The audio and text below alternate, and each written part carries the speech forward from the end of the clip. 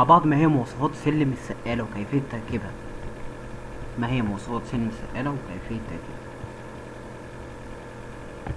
عندنا فطبيعي يا جماعة ان السلم ممكن يكون رأسي، بس يفضل لو عملنا ميل للسلم عشان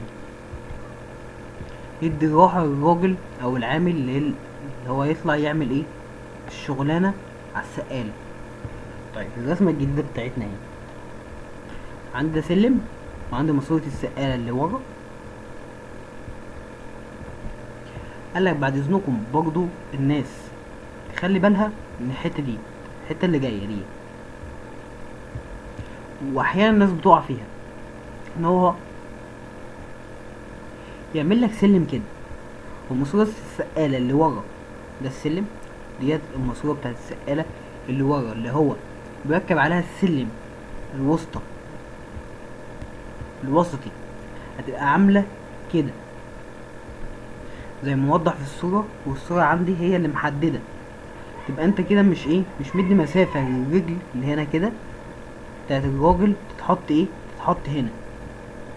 يبقى انت مش مدي مسافة للرجل بتاعت الراجل تتحط هنا. الراجل وهو طالع يجي مخبوط لا قدر الله وقع.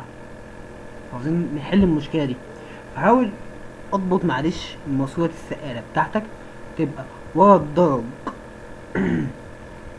ظبط ماسورة السقالة تبقى ورا الدرج هنا كده بتاع السلم، عشان تريح الراجل وهو طالع ما يتخبطش. دي برضو الحاجة اللي احنا بنقولها للناس تخلي بالها منها.